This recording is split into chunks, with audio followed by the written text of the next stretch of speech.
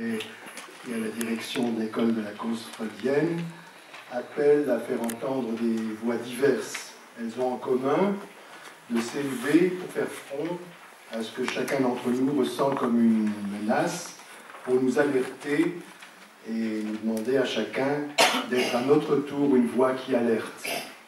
De quoi est faite cette menace? Chacun ce soir va dire de quoi elle est faite pour lui.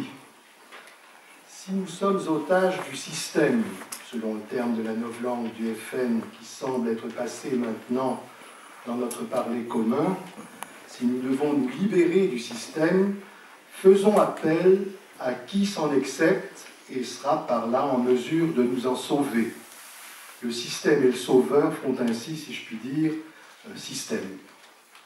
Mais comme il y a de faux messies, il y a de faux sauveurs. Saint Paul déjà nous en avertit dans un passage aussi fameux qu'énigmatique de sa deuxième épître aux Thessaloniciens, qui a été beaucoup interrogé, beaucoup commenté par le juriste allemand et nazi Carl Schmitt, par exemple, entre autres. Ne vous laissez séduire d'aucune manière, dit l'apôtre, par le sans-loi, par le destructeur, qui se fait passer faussement pour le sauveur. L'élection présidentielle, est une affaire de grand nombre. Comme dans la physique statistique, on doit s'apercevoir que la voix de chacun change de sens lorsqu'elle entre dans le grand nombre, que la loi du cœur et la loi du grand nombre sont distinctes, voire opposées, qu'avant de décider d'y entrer ou de ne pas y entrer, il faut considérer que dans cette circonstance, la loi du nombre décidera pour nous. C'est pour y réfléchir que nous sommes ici ce soir. Je voulais encore dire qu'en raison chacun d'empêchements qui leur sont propres, ne peuvent être présents ce soir, mais nous ont assuré de leur accord avec notre démarche. Monsieur Jacob Rogozinski, professeur à la faculté de philosophie de l'Université de Strasbourg, et monsieur Olivier Jean Jouan, ancien professeur à Strasbourg, professeur d'histoire du droit à la faculté de droit de l'Université Paris II, Panthéon-Assas. Maintenant, à Sandra Boringer d'ouvrir le feu. Merci. Alors, Le Pen en quelques mots. Il n'est hélas que très convenu de dire que la politique du Front National est une politique raciste, antisémite, populiste et nationaliste, dangereuse pour les valeurs humanistes qui nous rassemblent, celles qui nous font nous retrouver ici ce soir.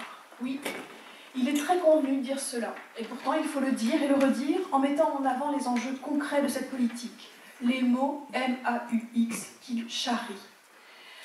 Tout d'abord, dire non pas Marine, joli prénom aux mille heureuses connotations, au féminin bien stéréotypé de douceur et de bienveillance, mais Le Pen. Non parce que nous pensons qu'une fille ne peut penser hors de l'emprise de son père, mais parce qu'elle a repris les idées politiques de celui-ci.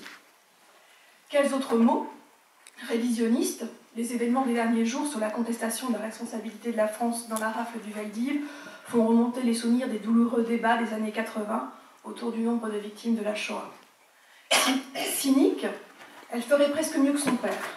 Point de jeu de mots à la Durafour, mais que penser lorsque, pour contester les frappes des États-Unis après la mort de dizaines d'enfants syriens au gaz toxique, elle affirme que Bachar el-Assad est moins dangereux que Daesh, car, je cite, « Est-ce que Bachar el-Assad envoie des soldats tuer nos enfants dans nos rues ?» Nos enfants, leurs enfants. Quel cynisme. Raciste, antisémite. Les interventions de ce soir s'attacheront à le montrer encore. Pour ma part, je suggérerais de jeter un éclairage sur un autre aspect, plus diffus, plus ténu, mais qui me semble également primordial. Écoutons la réponse de Marine Le Pen à la question de la journaliste de BFM TV il y a quelques jours, lors du fameux grand débat. Marine Le Pen, comment vous présentez-vous aux Français ce soir? Je suis française, je suis mère de famille. L'insistance sur le féminin, tout d'abord. On y voit la récupération d'une pseudo-rhétorique féministe qui va de pair avec l'OPA du FN sur le terme de laïcité.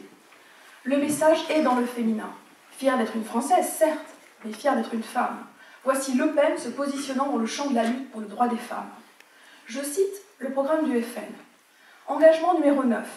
Défendre les droits des femmes, double point, sans coupe, double point, lutter contre l'islamisme qui fait reculer leur liberté fondamentale. La concaténation est choquante, l'implicite est fort. Je poursuis. Mettre en place un plan national pour l'égalité salariale femmes-hommes et lutter contre la précarité professionnelle. Ne nous laissons pas berner par cette novlangue fasciste. Le Pen n'est pas plus laïque qu'elle n'est féministe. Ce féminisme est un féminisme opportuniste et raciste. Dans les 144 points de son programme, dans ce long document, à votre avis, combien de fois le terme femme apparaît-il? 2 fois, juste dans le texte que je viens de vous lire. Au FN, la femme n'existe que dans le discours raciste. Mais poursuivons la réflexion. À la question de la journaliste, elle ajoute « Je suis mère de famille ». Expression désuète aux relents patriarcaux. Là donc, une femme est avant tout une mère, non d'enfant d'ailleurs, mais de famille, comme la terre est la mère de la nation, dans certaines rhétoriques que l'on ne connaît que trop. Mais une famille, c'est quoi? Le FN a la réponse. Ce qui est sûr, c'est que ce n'est pas un couple de 2 femmes ou de 2 hommes.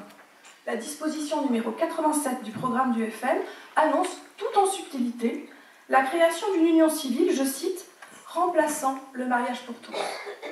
C'est la fin de l'égalité, la porte ouverte au discours revanchard, l'humiliation de nombreuses femmes, de nombreux hommes, de nombreux enfants qui vivent en famille. Une remarque au passage. Le programme de l'agrégation d'histoire porte cette année sur famille et société en Grèce ancienne et à Rome. Et je peux vous assurer, 1. que la définition ne sera pas donnée avant 50 heures de cours magistraux, si d'aventure on peut en formuler une. 2. que ce ne sera pas un papa, une maman. Si nous, chercheurs, anthropologues, psychanalystes, nous étudions, lisons, réfléchissons sur ce qui fait famille, ou sur ce qu'est la famille, selon les époques, selon les sociétés, si dans la recherche, à l'université, au CNRS, et je ne parle pas du temps que ça prend en analyse, donc si tout cela prend du temps, au FN, les choses sont rapides. C'est le moment de revenir quelques mois en arrière et de nous rappeler la tension et les rumeurs malsaines qui coururent autour des ABCD de l'égalité et de la théorie du genre. Pression sur les enseignants et professeurs des écoles, fracture entre les écoles ZEP et celles des centres-villes, usage détestable de la rumeur, remise en question de la liberté des travaux des chercheurs. Le FN y avait montré son véritable visage, censeur, liberticide, homophobe, transphobe. Alors aujourd'hui, il me semble qu'il est important de dire ce que le FN veut cacher. Le FN ne cache pas son racisme, son programme en est visiblement truffé.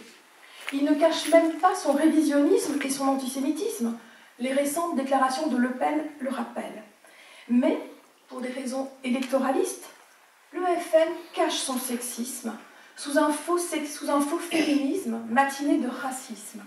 Il cache son homophobie et utilise le droit des homosexuels pour avancer un discours plus raciste encore, en rappelant l'homophobie dans, entre guillemets, les quartiers, tout en prônant des lois discriminantes qui divisent la population et répand la haine. L'UFN aurait-il honte d'être sexiste et homophobe?